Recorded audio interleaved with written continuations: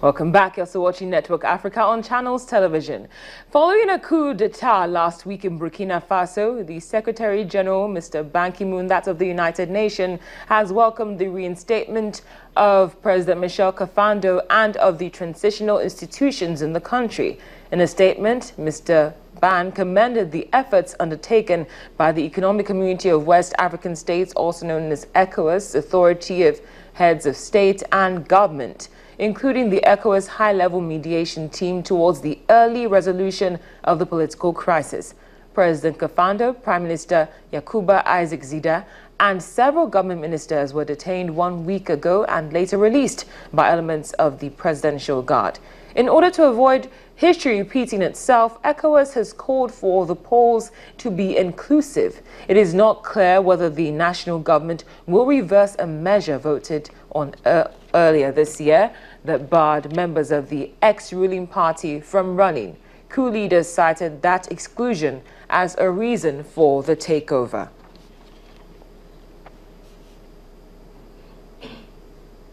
For more on what's happening right now in Burkina Faso, we go live to the capital where the Voice of America's Emily Yob is standing by. Emily, thank you so much for joining us.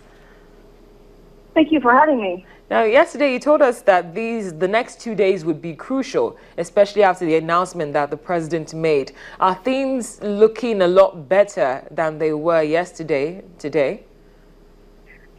Well, today is pretty quiet. Well, this morning people went out in the street to fetch some food because some shops reopened, and some also banks that have been closed for several days. But people are celebrating a Muslim holiday today. So, but like the people I got to talk to on the street were pretty optimistic toward the situation. Now, based on what you just said about your interaction with people of Burkina Faso, can I take it that they're confident that the president is back and in charge?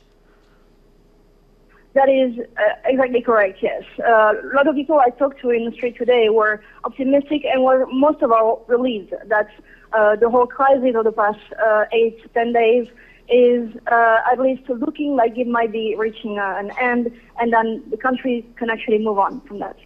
Now, what is being done with the general who was at the forefront of staging that coup, which actually happened exactly a week from today? Sorry, can you repeat that? I'm asking what is being done with the general Diendere who was at the forefront of staging the coup. General Diendere said he regretted the coup yesterday. He said it was a tragedy that they had to do that. So for now, nothing is happening to him for now. The transition government is going to decide what's going to happen to him. But so far, he's basically, well, I mean, everybody is just waiting. Okay, then we'll continue to wait, but we'll reach out to you tomorrow. Emily, thank you so much for the latest. We appreciate your time. Thank you very much. The Voice of America's Emily Yob reporting from the Burkina Faso capital. Now, yesterday we brought you news about the latest sit-tight president in the person of the 71-year-old Congo-Brazzaville leader, Mr. Denis Sassou Nguesso. However, not everyone is thrilled with this development. In fact, an opposition leader says the people will take to the streets come Sunday to protest President Denis Sassou Nguesso's decision to seek a third term. Guy Romain, president of the Union for Democracy and Republic Party, also said Congolese people will take a page from Burkina Faso, where civil society and labor unions played a key role in blunting former President Blaise Compaore's bid to seek a third term and made sure that this month's military coup did not succeed. The 72-year-old president has ruled the country for 31 years in 2 separate administrations. President Nguesso also announced a referendum to change the constitution to allow him run for a third term in the 2016 elections.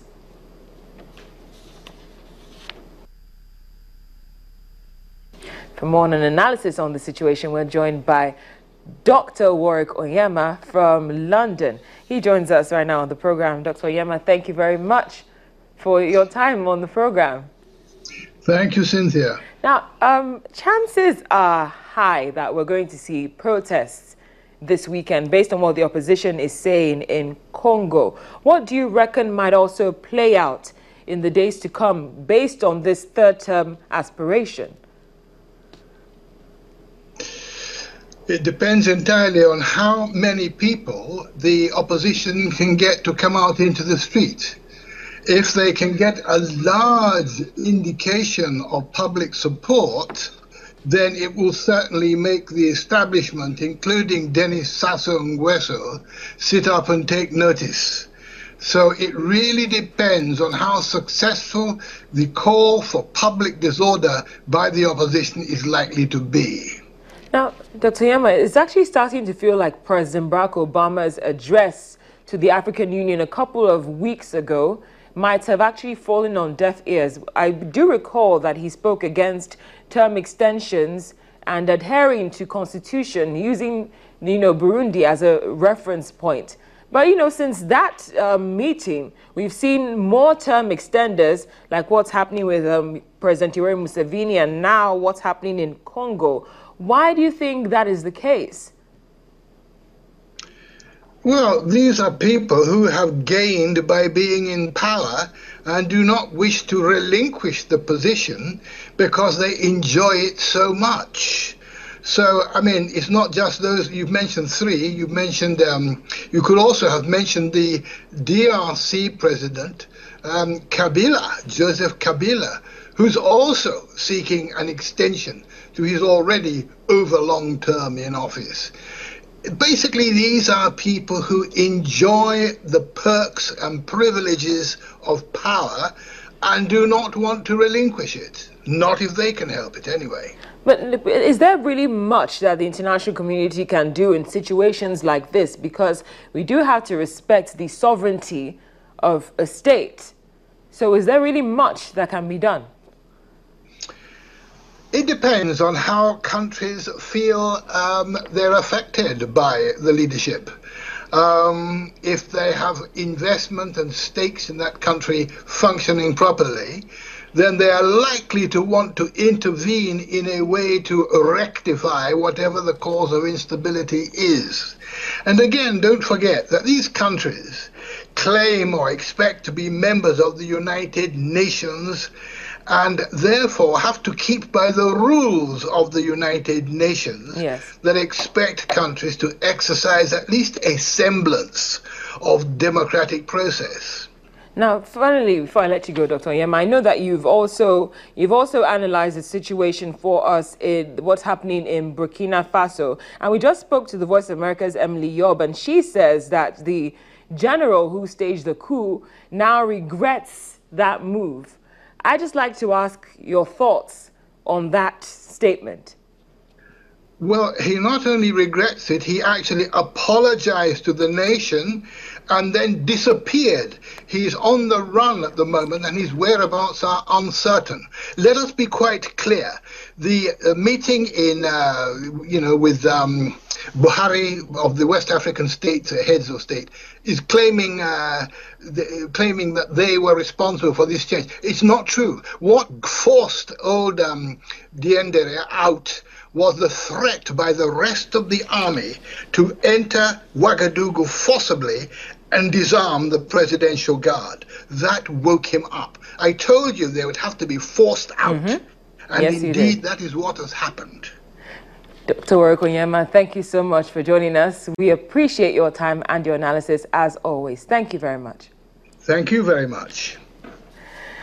Now, we're going to be listening to what our viewers have had to say. We asked you yesterday about what your thoughts were on civilian rule being restored to Burkina Faso, and the feedback of the day is coming from Chidi Okoro, and he says, did you say civilian rule? Well, not really. He actually doesn't believe that civilian rule has been restored to Burkina Faso. He says that France should hide their heads in shame. And he is also asking us to look around us, and all their former colonies lack stability. They jump from one country to another. Shame on France. Those are not my words. They are words from Chidi Okoro. Thank you very much for your feedback, and please keep them coming. Now, on that note, here's our question of the day. We're simply asking, what are your thoughts on the release of the Al-Jazeera journalists after all this long time of fighting for their freedom.